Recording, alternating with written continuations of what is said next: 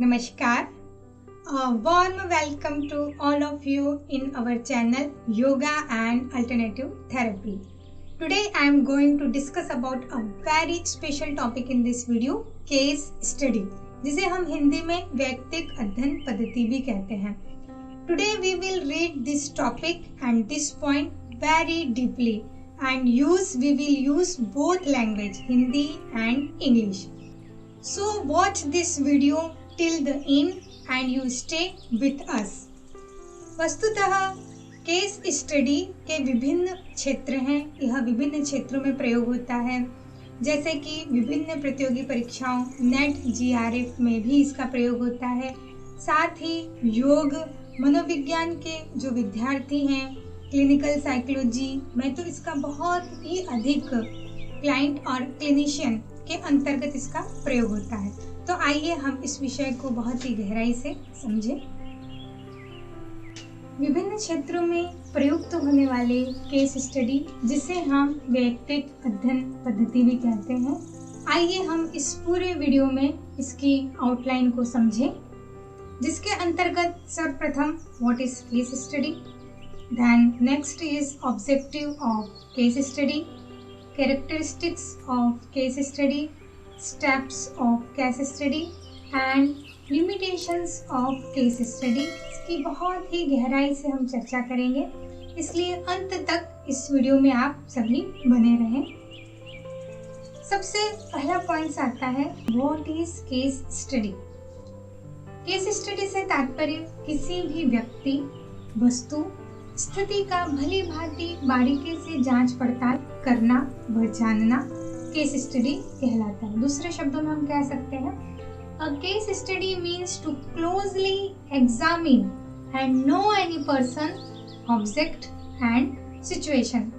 दूसरे शब्दों में हम कह सकते हैं केस स्टडी किसी ज्ञान, अनुभव को पाने का साधन है. अ case study is a means of gaining knowledge, experience. अगर हम इसके इतिहास को जानें, अक्सर नेट जीआरएफ में विभिन्न प्रतियोगी परीक्षाओं में इसके इतिहास के बारे में बहुत ही गहराई से पूछा जाता है.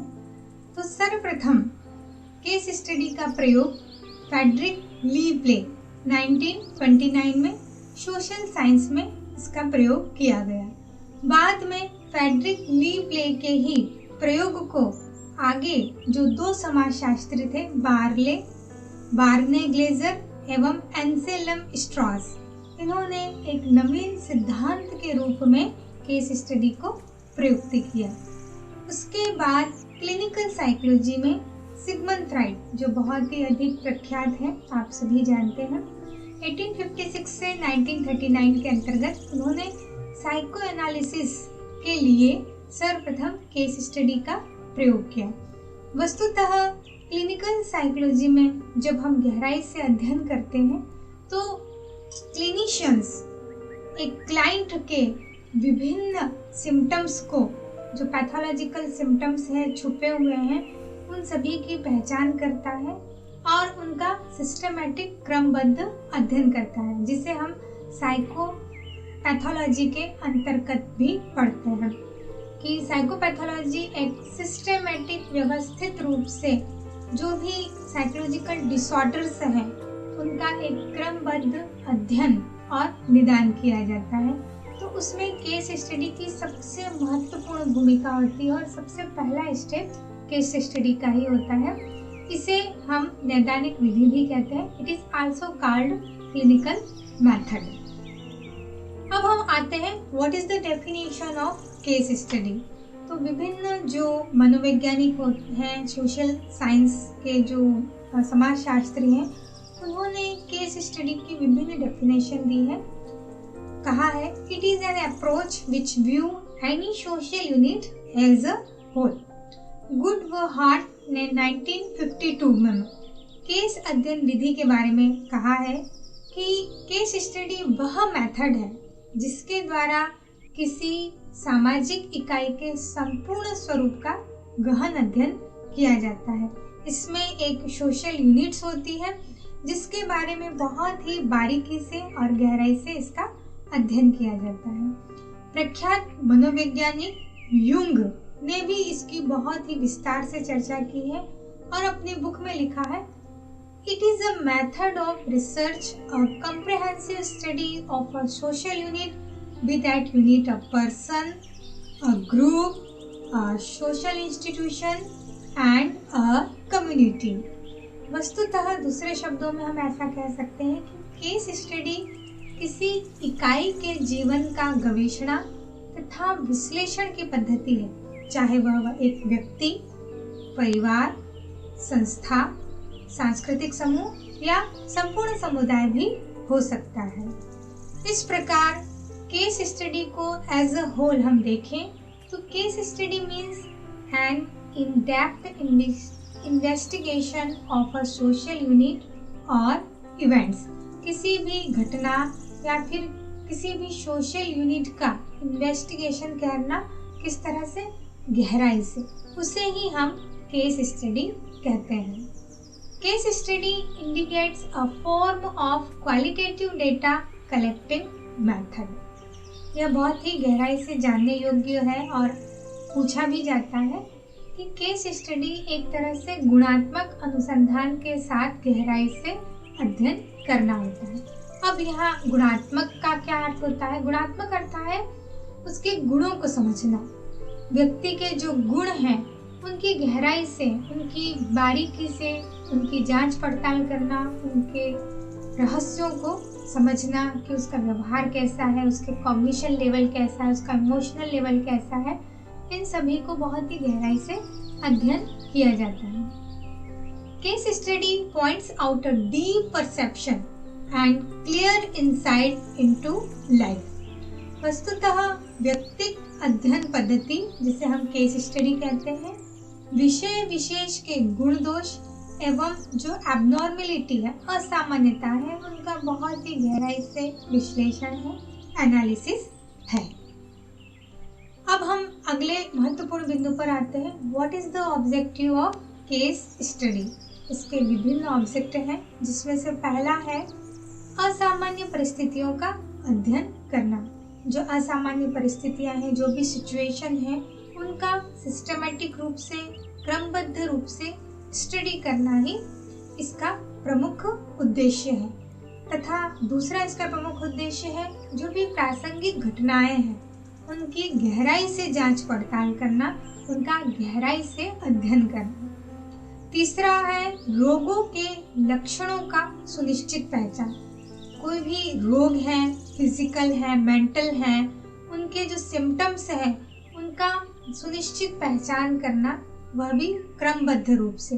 साथ ही निदान किए गए लक्षणों की चिकित्सा सुनिश्चित करना।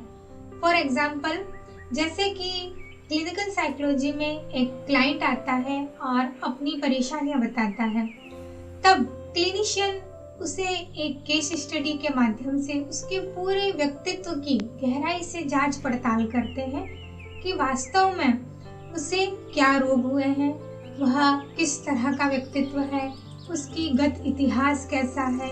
उसके बाद निष्कर्ष निकाला जाता है, उसके जो सिम्टम्स होते हैं उसकी एक सुनिश्चित पहचान की जाती है कि वास्तव में उसके किस तरह के सिम्टम्स हैं और उसे कौन सा डिसऑर्डर हुआ है।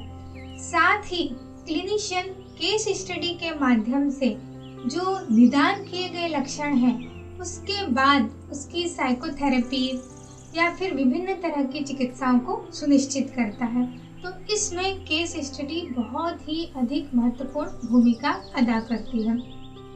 साथ ही इसका एक महत्वपूर्ण ऑब्जेक्टिव है एक सिद्धांत, एक थ्योरी तैयार करने के लिए वास्तविकता का अध्ययन भी इसका एक महत्वपूर्ण उद्देश्य है। दूसरे शब्दों में हम कह सकते हैं the purpose of case study is to identify the symptoms and giving an appropriate solution और treatment for the diagnose problem. Next हम देखते हैं what is the characteristics of case study. So many characteristics of case study.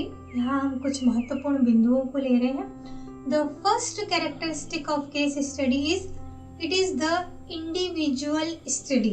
Case study एक व्यक्तिगत अध्ययन है जिसमें हम किसी एक व्यक्ति का अध्ययन बहुत ही बारीकी से, बहुत ही गहराई से उसके व्यवहार का, उसके कॉग्निशन लेवल का, उसके विचारों का अध्ययन करते हैं। सेकेंड इसका कैरेक्टरिस्टिक है इंटेंसिव स्टडी रिक्वायर्ड। यह जो केस स्टडी है इसकी प्रमुख विशेषता है, इसमें गहन अध्ययन की आवश्यकता होती है।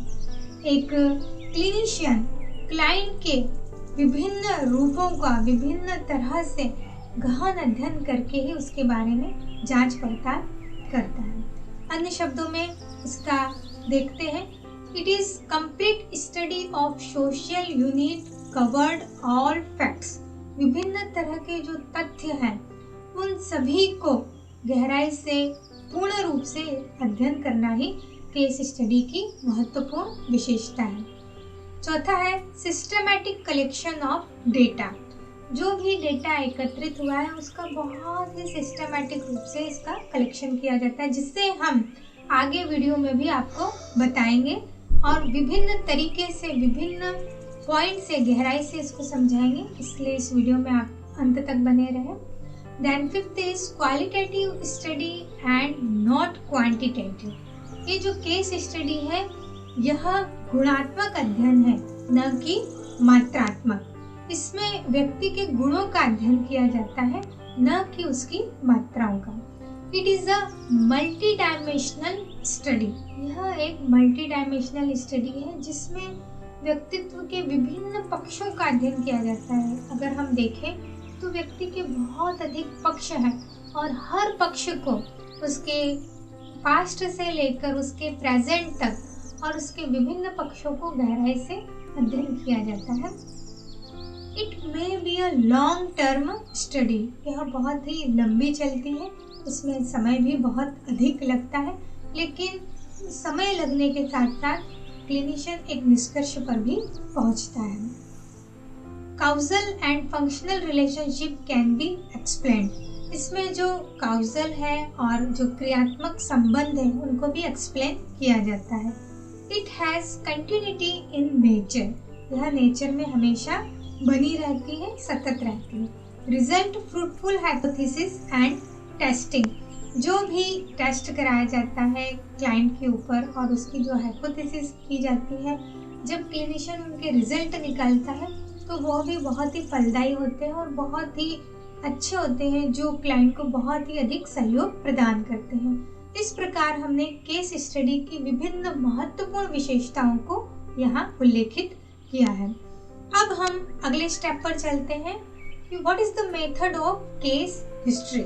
ये बहुत ही इंटरेस्टिंग पॉइंट है और इसे वाइवा में भी अक्सर पूछा जाता है, इसलिए जो भी इस वीडियो को देख रहे हैं बहुत ही गहराई से इसके स्टेप्स को समझेंगे। In the case study method researchers create a history of a person's whole life.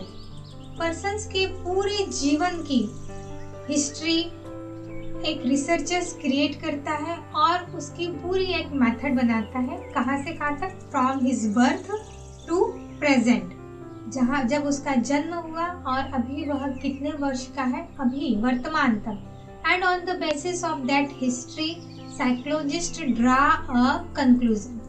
Birth से लेकर प्रेजेंट तक उसकी पूरी केस स्टडी बनाई जाती है और उसके बाद एक साइकोलॉजिस्ट निष्कर्ष पर पहुंचता है, उसका डायग्नोस किया जाता है कि वास्तव में उसे कौन सा डिसऑर्डर्स हुआ है और फिर उसके बाद ट्रीटमेंट पैकेज को दिया जाता है। तो आइए इसके स्टेप्स क्या है उसको हम देख लेते हैं। There are 3 steps of psychological case study. First is preliminary information, second is past history and third is present condition. Hindi में इसे कहते हैं, फर्स्ट है प्रारंभिक सूचना, जिसे हम प्रीलिमिनरी इंफॉर्मेशन कहते हैं, जिसकी हम विस्तार से आगे चर्चा करेंगे। सेकेंड है गत इतिहास। जो भी क्लाइंट है उसकी पास्ट हिस्ट्री समझी जाती है, उससे बहुत अधिक फायदा मिलता है। देन लास्ट है वर्तमान अवस्था, उसकी प्रेजेंट कंडीशन कैसी है। तो आइए हम एक एक बिंदुओं के महत्वपूर्ण जो उनके सब पॉइंट्स हैं उनको हम समझते हैं। The first is preliminary information, प्रारंभिक सूचना। इसके अंतर्गत कौन कौन से महत्वपूर्ण पॉइंट्स आते हैं? तो पहला आता है नेम। जो भी क्लाइंट है, जो भी पेशेंट है आपके पास आया है, सर्वप्रथम उसका नाम, ये उसका नाम पूछा जाता है। बहुत सारे ऐसे केसेस होते हैं कि पेशेंट अपना नाम बताना शो नहीं करता है, तो इस अवस्था में पेशेंट का नाम कुछ और भी बदलकर रखा जा सकता है। सेकेंड, उसकी एज पूछी जाती है, एज कितनी है उसकी। एज के अकॉर्डिंग भी विभिन्न डिसऑर्डर को समझा जा सकता है, जैसे कि मेंटल डिसऑर्डर्स ऑफ चिल्ड्रन, तो टीनेजर से है, चाइल्डहुड है, एज के अनुसार बहुत सारे फैक्टर्स हमें समझ में आते हैं। ओल्ड एज डिसऑर्डर है क्या, तो ये बहुत ही ज़्यादा महत्वपूर्ण फैक्टर होता है एज।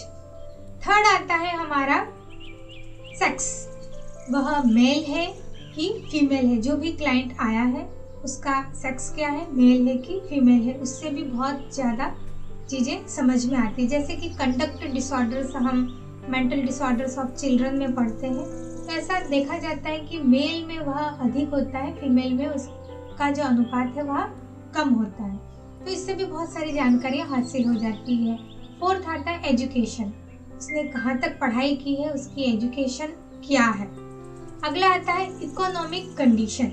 इकोनॉमिक कंडीशन, आर्थिक स्थिति उनकी कैसी है, किस प्रकार का बैकग्राउंड है, इसको हम आगे भी चर्चा करेंगे। उसका ऑक्यूपेशन, यदि वह व्यवसाय करता है तो किस तरह का व्यवसाय है उनका, उनको भी बहुत ही डिटेल से उसमें लिखना होता है पॉइंट वाइज। अगला आता है हमारा मैरिटल स्टेटस। यदि वह मैरिड है तो उसकी पूरी मैरिटल स्टेटस के विभिन्न पॉइंट्स को हम अगले क्रम में कवर करेंगे। यहाँ मैरिटल स्टेटस को भी लिया जाता है, तो इससे भी बहुत सारी सूचनाएं हमें प्राप्त होती है, जिसे हम प्रीलिमिनरी इंफॉर्मेशन कहते हैं। नेक्स्ट आता है टाइप्स ऑफ फैमिली। फैमिली के द्वारा भी हम उसके विभिन्न प्रारंभिक सूचनाएं हमें मिलती है कि न्यूक्लियर फैमिली है कि जॉइंट फैमिली है। जो भी क्लाइंट है वो किस फैमिली में को बिलोंग करता है, किस फैमिली में रहता है, क्योंकि विभिन्न डिसऑर्डर न्यूक्लियर फैमिली से भी होते हैं, और यदि जॉइंट फैमिली में भी बहुत अधिक कलह हो रहा है, लड़ाई झगड़ा हो रहा है, तो वो भी संभावना हो सकती है। तो ये जितने भी पॉइंट्स हैं ये प्रीलिमिनरी इंफॉर्मेशन, प्रारंभिक सूचना के हैं। इसका अब हम केस परफॉर्मा देख लेते हैं। यह केस स्टडी परफॉर्मा है।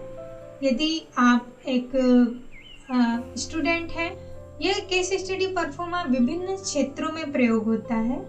जैसा कि विभिन्न क्षेत्र हैं तो इसके जो पॉइंट्स हैं वो बदल सकते हैं, लेकिन यहाँ पर case study pro forma clinical psychology के अंतर्गत लिया गया है, जिसमें एक क्लिनिशियन का क्लाइंट के विभिन्न जो सिम्टम्स हैं, जो विभिन्न उसके इंफॉर्मेशन है उनको लेता है, जिसमें registration number, date of registration, client का नेम, एज, सेक्स, कहाँ रहता है वो, address, phone number, email ID, यह सभी भरवाया जाता है। कभी कभी ऐसी परिस्थिति होती है कि वह जो क्लाइंट है एड्रेस ठीक से नहीं बोल पाता है, तो उसके परिवार वालों से भी यह पूछा जाता है। साथ ही अगला नेक्स्ट पॉइंट आता है पर्सनल अकम्पनिंग द पेशेंट। इसके अंतर्गत यह देखा जाता है कि पेशेंट के साथ कौन आया है, क्या उसके फादर है, क्या उसकी मदर है, क्या यदि वो मैरिड है तो क्या उसकी वाइफ आई है, या उसके हस्बैंड आए हैं, या फिर छोटा चाइल्डहुड है तो उसके साथ कौन आया है, इसको लिखा जाता है यहाँ पर। अगला पॉइंट आता है type of family, nuclear family है कि जॉइंट फैमिली है। यदि न्यूक्लियर है तो आपको यहाँ पर राइट टिक करना है, यदि जॉइंट फैमिली है तो यहाँ पर आपको राइट टिक करना है। अब नेक्स्ट पॉइंट आता है मैरिटल स्टेटस। मैरिटल स्टेटस कैसा है, यदि वह सिंगल है तो यहाँ राइट का निशान करेंगे, और मैरिड है कि विडो है या विडोवर है, या फिर उसका डाइवोर्स हुआ है, क्योंकि बहुत सारे केसेस ऐसे होते हैं, डाइवोर्स के केसेस भी होते हैं, जिसमें मेंटल डिसऑर्डर की संभावनाएं बहुत अधिक भी हो जाती है, सिंगल में भी होती है। तो यहाँ से भी बहुत सारी सूचनाएं, 20% हमें मिल जाता है, बहुत सारी सूचनाएं। नेक्स्ट पॉइंट आता है एजुकेशन कैसा है उसका, कहाँ तक पढ़ाई की है, ऑक्यूपेशन, यदि वो व्यवसाय कर रहे हैं तो किस तरह का उनका व्यवसाय है, बिजनेस कैसा है उनका। नेक्स्ट आता है इकोनॉमिक कंडीशन कैसी है, वह अबव एवरेज है या फिर एवरेज है या फिर बिलो एवरेज है। तो इस स्थिति को भी देखा जाता है कि इकोनॉमिक कंडीशन कैसी है, वो मध्यम वर्गीय है या फिर उच्च वर्गीय या फिर बहुत ही गरीबी रेखा के नीचे है, और एनी अदर कुछ रिमार्क्स हो तो उसको भी लिखा जाता है। केस स्टडी में सबसे महत्वपूर्ण जो दूसरा पॉइंट होता है वह है पास्ट हिस्ट्री, गत इतिहास। प्रख्यात मनोवैज्ञानिक सिगमंड फ्राइड ने जब उनके पास विभिन्न क्लाइंट आए तब उन्होंने यह जाना कि जो विभिन्न पेशेंट्स होते हैं उनका गत इतिहास, पास्ट हिस्ट्री, जो बाल्यावस्था है, बचपन का जो जीवन है, उसके साथ जो घटनाएं घटी है वह उसके अनकॉन्शियस को प्रभावित करती है। तो पास्ट हिस्ट्री भी बहुत ही ज़्यादा सहायक होती है केस स्टडी में, जिसके महत्वपूर्ण बिंदु हैं। पहला आता है मेडिकल हिस्ट्री के बारे में जाना जाता है। दूसरा आता है फैमिली हिस्ट्री उसकी कैसी है, फैमिली बैकग्राउंड कैसा है, जिसको हम विस्तार से आगे चर्चा करेंगे। यहाँ महत्वपूर्ण बिंदुओं को देख लेते हैं।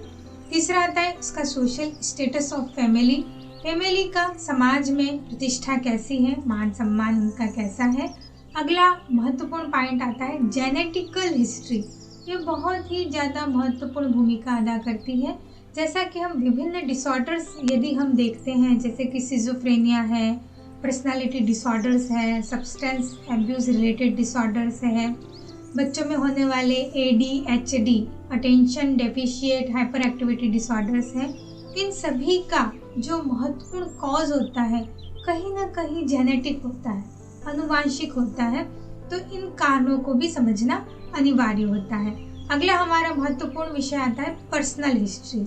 जो क्लाइंट है उसकी पर्सनल हिस्ट्री को भी जानना बहुत ही अनिवार्य होता है कि उसका बचपन का जीवन कैसा है, वह कैसा उसका वर्तमान है और यंग अवस्था में वह कैसा रहा है। यह रोग और रोगी की प्रकृति के अनुसार ही इसका चुनाव किया जाता है। यदि उसकी मैरिज हुई है तो मैरिटल हिस्ट्री भी जानी जाती है। इससे भी बहुत सारी चीज़ों को समझ में आता है।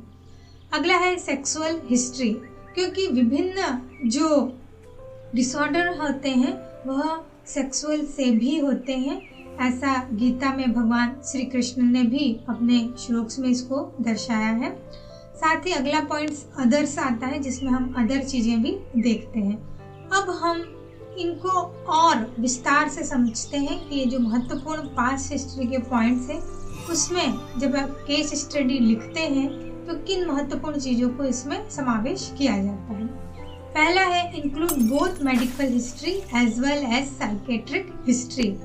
जब कोई क्लाइंट आपके पास आता है तो उसका जो पास्ट में मेडिकल हिस्ट्री, कोई भी उसको टाइप्स ऑफ इलनेस, किसी भी प्रकार का रोग हुआ है, किसी भी तरह का फिजिकल या mental, as well as psychiatric history भी किसी भी तरह का उसको मनोरोग हुआ है, मेंटल डिसऑर्डर्स हुआ है और क्या उसकी उपचार किया गया है और उसकी प्रतिक्रिया क्या हुई है, इन सभी को इस बॉक्स में लिखा जाता है। और यदि कोई मेडिकल रिपोर्ट भी है या कोई मेंटल रिपोर्ट भी है तो उसको भी केस स्टडी के साथ अटैच किया जाता है, जिससे भी बहुत सारी सूचनाएं पेशेंट के बारे में समझ में आती है, क्लाइंट के बारे में समझ में आती है। उससे जो क्लिनिशियन है वह अपने अध्ययन को, केस स्टडी को आगे बढ़ाता है और गहराई से उसके व्यक्तिगत अध्ययन को समझ पाने में सक्षम हो पाता है। सेकंड पॉइंट आता है फैमिली हिस्ट्री, परिवार का इतिहास कैसा है।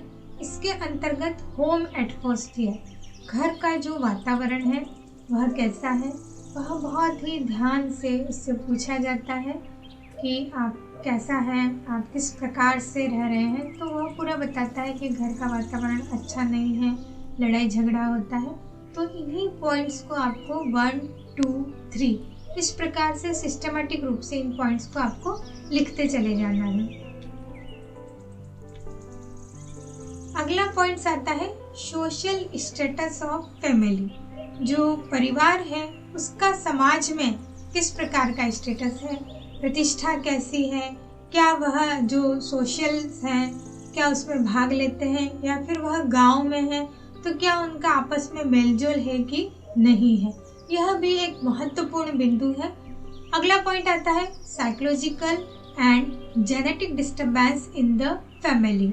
ये बहुत ही महत्वपूर्ण पॉइंट है क्लिनिशियन के लिए, और केस स्टडी से इसमें बहुत ज़्यादा सुविधाएं मिलती है, क्योंकि जितने भी न्यूरोटिक एंड साइकोटिक डिसऑर्डर्स जितने भी होते हैं, विशेषकर साइकोटिक डिसऑर्डर, वह जेनेटिक डिस्टर्बेंस से ही होते हैं और हेरिडिटी अनुवांशिक भी होते हैं, कि यदि पीढ़ी दर पीढ़ी यदि वह चली आ रही है तो होने वाले जो बच्चा है उसको भी यह संभावना हो सकती है।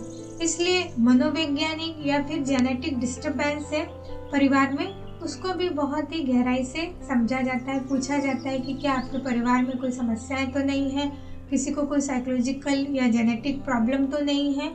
उन सभी को बहुत ही विस्तार से पॉइंट वाइज यहाँ पर मेंशन किया जाता है। अगला पॉइंट आता है personal history of the patient.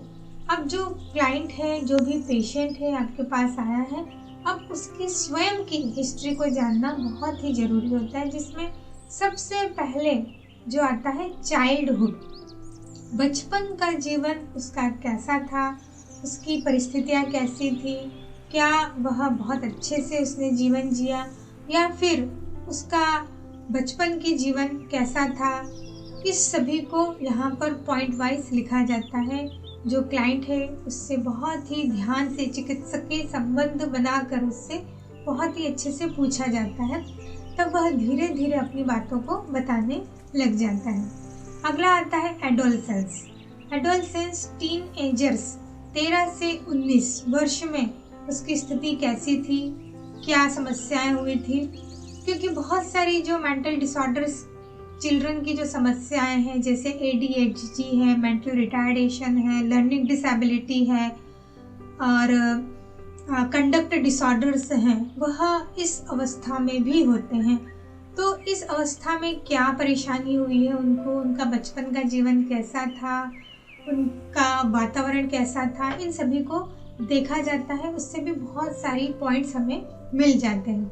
अगला आता है प्रेजेंट। अभी वर्तमान में उसकी स्थिति कैसी है, क्या कोई इलनेस है या फिर कोई मेंटल डिस्टर्बेंस है अभी भी बना हुआ है, क्या नींद नहीं आती है, सिर दर्द बना रहता है, हाथ पैरों में जकड़न होती है, इन सभी पॉइंट्स को यहाँ पर बहुत ही गहराई से पेशेंट से पूछकर लिखा जाता है। अगला महत्वपूर्ण बिंदु आता है मैरिटल हिस्ट्री। यदि कोई भी क्लाइंट आपके पास आया है, यदि वो मैरिड है, तो आप इस जो पॉइंट्स हैं इन सभी को आप फिल करेंगे, और यदि क्लाइंट्स आपके पास जो आया है वो मैरिड नहीं है तो आप इसको स्क्रैप कर देंगे, इसको छोड़ भी सकते हैं इस कॉलम को। तो जैसे कि इसके अंतर्गत महत्वपूर्ण बिंदु है, यदि क्लाइंट आपका मैरिड है तो सबसे पहले ईयर ऑफ मैरिज, इसकी मैरिज कब हुई थी, एज ऑफ स्पाउस जो भी उसके साथ है, यदि आपका जो क्लाइंट है वह मेल है तो उसकी जो फीमेल है, जो उसकी वाइफ है, उसकी एज कितनी है, और यदि क्लाइंट फीमेल आई है तो उसके साथ जो मेल है, उसके हस्बैंड है, उसकी एज क्या है, उसको हम लिखेंगे यहाँ पर।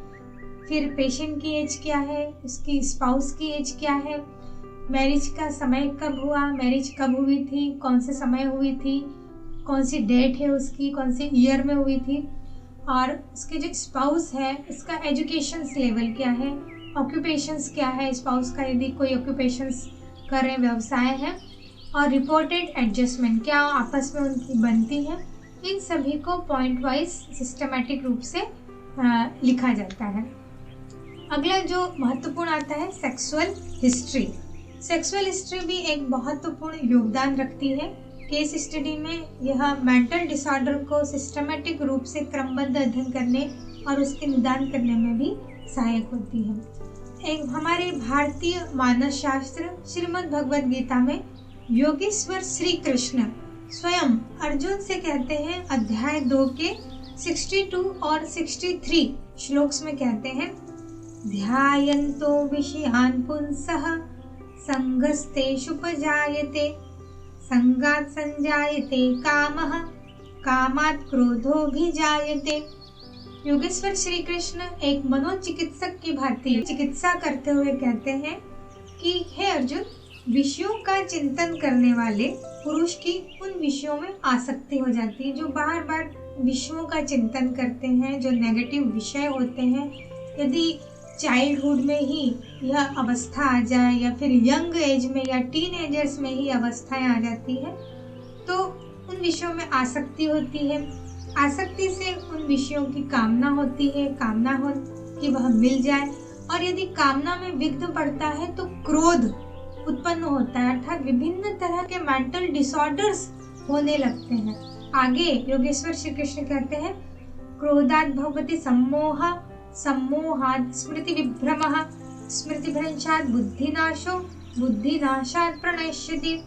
जब क्रोध बहुत अधिक बढ़ जाता है, एंगर बहुत अधिक बढ़ जाता है, तो मूढ़ भाव उत्पन्न हो जाता है, जिसे योग में चित्त की अवस्था बताई गई है, मूढ़ावस्था, जिसे मनोवैज्ञानिक दृष्टि में एबनॉर्मलिटी कहा जाता है। तो मूढ़ भाव से क्या होता है, स्मृति में भ्रम हो जाता है, मेमोरी पूरी तरह से लॉस होने लगती है, उसमें भ्रम होने लगता है। जब स्मृति में भ्रम होता है तो जो इंटेलेक्ट पावर होती है, बुद्धि, पूरी तरह से नष्ट होने लगती है, अर्थात जो कॉग्निशन लेवल है, जिसके अंतर्गत उसका परसेप्शन, उसकी मेमोरी, ये सभी धीरे धीरे नष्ट होने लगते हैं, और बुद्धि का नाश होने से वह पुरुष अपनी स्थिति से गिर जाता है, अर्थात पूरी तरह से मेंटल रिटार्डेड पर्सन हो जाता है। तो यह महत्वपूर्ण पॉइंट है। इसके अंतर्गत जो महत्वपूर्ण पॉइंट है, पहला है हेटेरो और होमोसेक्सुअलिटी, सम और विषम लैंगिकता को देखा जाता है कि है कि नहीं है, यस और नो में आंसर दिया जाता है। मास्टरबेशन, ये है कि नहीं है, इसको भी लिखा जाता है। Pre marital, extra marital relationship, कि यदि वह मैरिड है या अनमैरिड है, शादी से पहले कोई रिलेशंस तो नहीं बनाई है, क्योंकि बहुत बार ऐसा देखा जाता है कि टीनेजर्स 11 से 19 वर्ष में भी कंडक्ट डिसऑर्डर्स, ऐसा डिसऑर्डर है जिसमें बचपन में ही कम आयु में ही सेक्सुअल प्रॉब्लम्स होने लगती है, कम आयु में ही रिलेशंस बना लेते हैं। तो उनको आगे जाकर जब उनकी मैरिज होती है तो उन्हें बहुत ज़्यादा परेशानी होती है, ठीक से रिलेशन नहीं बना पाते हैं, यहाँ तक कि डाइवोर्स के केसेस भी हो सकते हैं। तो यह भी एक मेंटल डिसऑर्डर्स का कारण हो सकता है। साथ ही अतिरिक्त वैवाहिक संबंध भी इसका एक महत्वपूर्ण कारण हो सकता है। If yes, age of first sexual contact, पहली जो बचपन में या फिर यंग एज में या फिर मैरिज से पूर्व कभी भी सेक्सुअल कांटेक्ट पहला किया हो, यहाँ कब किया है, इसको भी यहाँ पर लिखा जाता है, हाँ या नहीं में। इन्वॉल्वमेंट विथ सेक्स वर्कर के साथ इन्वॉल्वमेंट तो नहीं है। Any sort of sexual problems जैसे कि इम्पोटेंसी, फ्रिजिडिटी, रिड्यूस और एक्सेसिव लिबिडो, अर्थात कम या अत्यधिक कामेक्षा की समस्याएं तो नहीं होती है बाल्यावस्था में या फिर एडोलसेंस में या फिर प्रेजेंट में। अब हम तीसरा आते हैं, प्रेजेंट कंडीशन, वर्तमान अवस्था। यह भी एक महत्वपूर्ण भूमिका अदा करती है केस स्टडी में, जिसके अंतर्गत महत्वपूर्ण बिंदु है थिंकिंग, वह कैसा सोचता है क्लाइंट, हेलुसिनेशन की समस्याएं तो नहीं है उसको, और तीसरा आता है जजमेंट, ठीक से निर्णय लेने की क्षमता है कि नहीं है, उसका जो मेंटल स्टेटस है वह किस प्रकार का है, उसका ओरिएंटेशन कैसा है, प्लेस और टाइम कैसा है उसका, साथ ही उसकी डेली रूटीन किस प्रकार की है, इन सभी को देखा जाता है। आइए अब हम इनके सब पॉइंट्स को पढ़ लेते हैं। प्रेजेंट कंडीशन, सबसे पहला महत्वपूर्ण पॉइंट आता है इसमें थिंकिंग, अर्थात सोचने की क्षमता कैसी है, वह किस प्रकार से सोचता है, जिसके अंतर्गत पहला पॉइंट आता है थॉट डिसऑर्डर, विचारों में कोई गड़बड़ी तो नहीं है, क्या उल्टा सीधा सोचते हैं, तो आपको लिखना है हाँ या नहीं में उत्तर, या फिर डिटेल में यदि क्लाइंट बताता है तो आप डिटेल में भी इस पॉइंट्स को लिख सकते हैं। दूसरा पॉइंट आता है इरिलेवेंस, क्या अप्रासंगिक विचार या उल्टे पुल्टे विचार तो नहीं आते हैं, हाँ या नहीं, यदि हाँ आते हैं तो किस प्रकार के विचार आते हैं, क्या वह राजा महाराजा के सपने देखते हैं या फिर विभिन्न तरह की उन्हें ध्वनियाँ सुनाई देती है, तो किस प्रकार के उनके विचार हैं इनको लिख सकते हैं। तीसरा आता है डिल्यूजन, क्या उनको भ्रम बना रहता है अक्सर। चौथा इसमें महत्वपूर्ण पॉइंट है फोबिया, क्या अक्सर भय बना रहता है, छोटी छोटी चीज़ों से क्या वह डरते हैं। अगला पॉइंट आता है ऑब्सेशन, मतलब क्या उन्हें सनक जैसी संभावना रहती है। इसके अंतर्गत ऑब्सेशन कंपल्सिव डिसऑर्डर भी आता है, ओसीडी, जिसमें व्यक्ति बार बार हाथ धोना या फिर बार बार कुछ चीज़ सफाई करना, इस तरह की चीज़ें भी हो सकती है। फ्लाइट ऑफ आइडियाज़, क्या विचार बहुत ही ज़्यादा आते हैं कि सोते जागते उठते बैठते बहुत अधिक विचार आते हैं, तो पेशेंट यदि कहता है कि हाँ, तो आपको यहाँ हाँ लिखना है, और यदि वह कहता है कि हाँ, तो किस तरह के विचार आते हैं उसको भी आपको मेंशन कर सकते हैं, और कुछ अदर चीज़ें भी इसमें लिखी जा सकती हैं। अगला महत्वपूर्ण पॉइंट इसी के अंतर्गत आता है हेलुसिनेशन, मतलब बिना स्टिमुलस के भी चीज़ें दिखाई देना या सुनाई देना। तो इसके अंतर्गत आता है सबसे पहला ऑडिटरी, मतलब श्रवण, सुनाई देना। कभी कभी पेशेंट ऐसा कहता है कि मुझे आवाज़ें सुनाई दे रही है, कोई मुझे बुला रहा है, या फिर मुझे राजा अकबर या फिर कुछ ऐसी आवाज़ें आ रही हैं। तो इसको भी देख सकते हैं हाँ या नहीं, और किस प्रकार की आवाज़ें आ रही है इसको आप लिख सकते हैं। दूसरा है विजुअल, दृश्य, उन्हें बिना स्टिमुलस के भी चीज़ें दिखाई देती कि सामने, फॉर एग्जांपल, सामने एक गार्डन है लेकिन पेशेंट को ऐसा दिखाई दे रहा है कि सामने महल खड़ा हुआ है, राजा का महल है। तो ये चीज़ें भी हमें इंगित करती है कि ऐसा जो सिम्टम्स होता है हेलुसिनेशन की, वो सिजोफ्रेनिया के अंतर्गत भी ऐसी चीज़ें आती हैं, लेकिन उनका लेवल क्या है, उस लेवल को भी हम गहराई से इसमें समझ सकते हैं। साथ ही अन्य जो चीज़ें हैं उनको भी हम देखते हैं। अगला जो महत्वपूर्ण पॉइंट आता है वह जजमेंट का आता है, जिसमें वह निर्णय लेने की क्षमता उसकी कैसी है, जिसके अंतर्गत दो महत्वपूर्ण बिंदु हैं, इंटैक्ट और डिस्टॉर्टेड। इंटैक्ट का अर्थ होता है यथावत, कि यदि हमें उनसे कहें कि चलिए अब समय हो गया है अब चलते हैं, तो यदि उसने पेशेंट ने कहा कि हाँ ठीक है, यथावत, कि जैसा आपने कहा है हाँ अब समय हो गया है चलो चलते हैं, तो ठीक है, तो आप लिख सकते हैं कि हाँ यथावत है, ठीक ठाक है। लेकिन डिस्टॉर्टेड, आपने कहा कि चलिए अब समय हो गया है चलते हैं, तो उसे समझ नहीं होता है हाँ नहीं चलिए बैठते हैं, इस तरह की सिचुएशन भी उसके साथ हो सकते हैं, अर्थात उसका निर्णय कैसा होता है, विकृत जैसा होता है। तो इस प्रकार हमने विभिन्न महत्वपूर्ण बिंदुओं को पढ़ा। अब हमारा अगला महत्वपूर्ण बिंदु आता है mental status examination.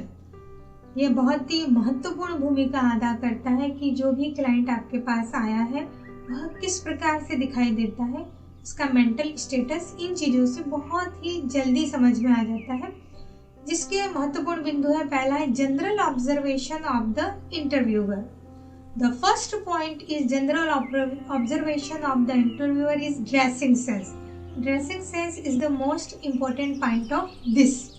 Then second is hygiene, स्वच्छता, उसकी पेशेंट की कैसी है, क्या वह स्वच्छ है, क्या उसके कपड़े ठीक ठाक है, साफ सुथरे हैं। Then third point is restlessness, क्या उसमें बेचैनी है, अशांति है, अधीरता है। जब वह आपके पास आया है, आप उसकी केस स्टडी ले रहे हैं, तो क्या वह बार बार उठकर घूमने लगता है, टहलने लगता है, बहुत ही अशांत है, बहुत ही अधीर है, बहुत ही बेचैन है। यदि है तो आप यहाँ लिखेंगे बेचैनी, अधीरता, अशांति अक्सर बनी रहती है।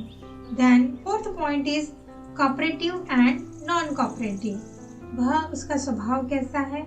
यहाँ आपको कुछ प्रश्न पूछकर उससे लेना पड़ता है कि वह सहयोगी है या फिर सहयोग नहीं कर पाते हैं, इसको कुछ महत्वपूर्ण बिंदुओं से समझ सकते हैं।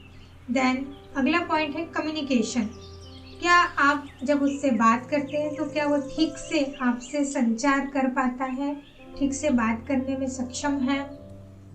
नेक्स्ट आपको हाँ या नहीं में उत्तर देना है। Then next is manifest emotions, क्या उसके वह भाव प्रकट करने में सक्षम है कि आपने जैसा कहा है तो किस प्रकार के भाव प्रकट कर रहे हैं, क्रोध के हैं, एंगर के हैं, आपको विस्तार से यहाँ पर लिखना होता है।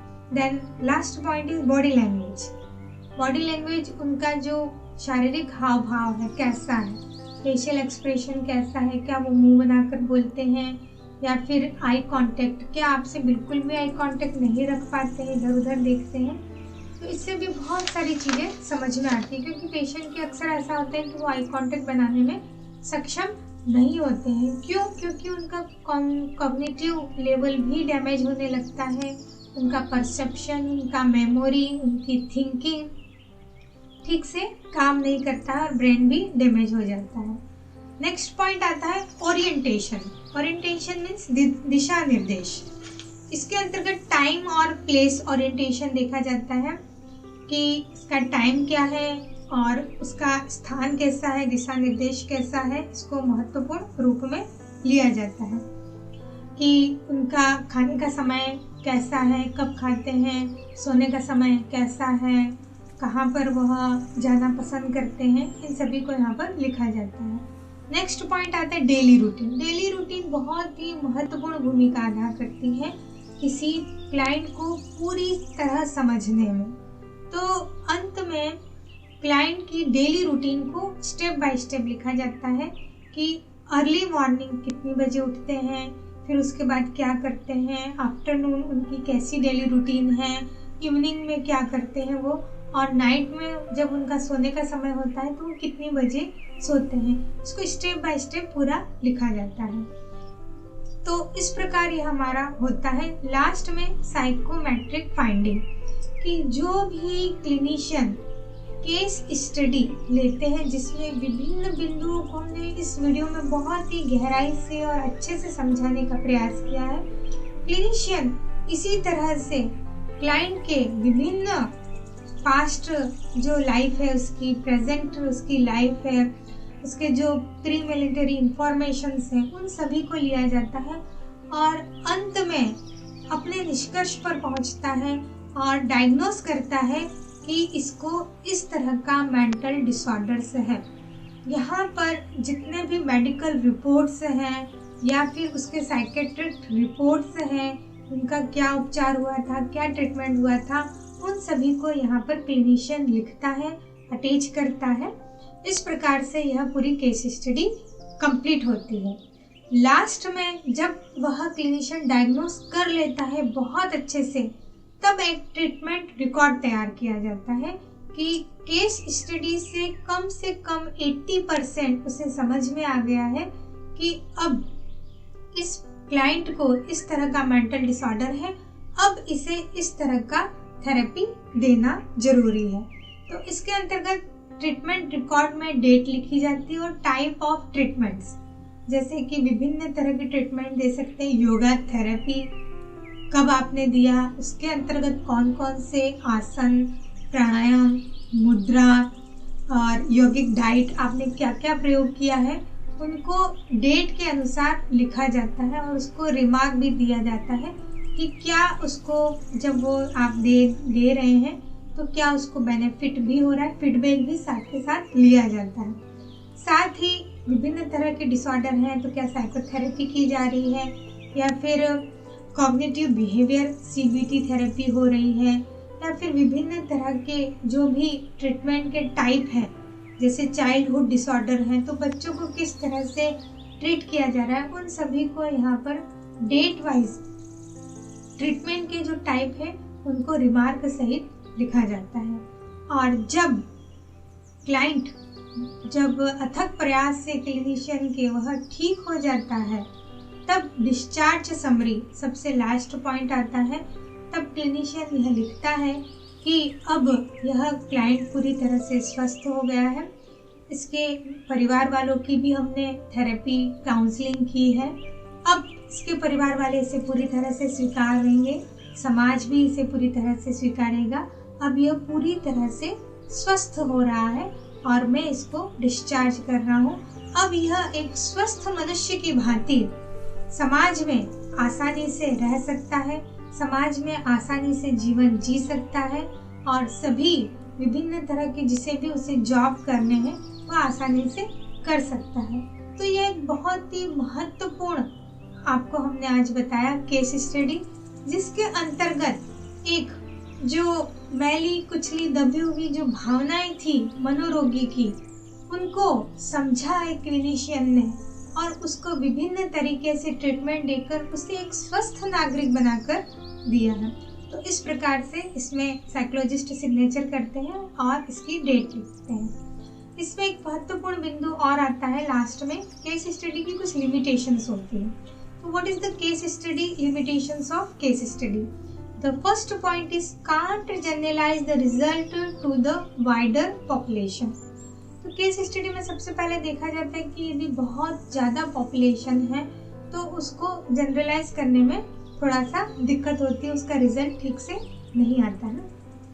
Then second limitation of case study is difficulty to replicate. Then third is time consuming, समय की समस्या होती है। Then fourth is lack of standard procedure, यह एक मानकीकृत प्रक्रिया में थोड़ी सी इसमें कमी होती है। Then fifth is lack of quantitative data, मात्रात्मक जो डेटा है उसमें समस्याएं होती है। Then sixth is collection of unnecessary data is major issue, यदि कोई बहुत बड़ा मेजर इशू आ जाता है तो बहुत सारा अनावश्यक डेटा भी कलेक्ट हो जाता है केस स्टडी में।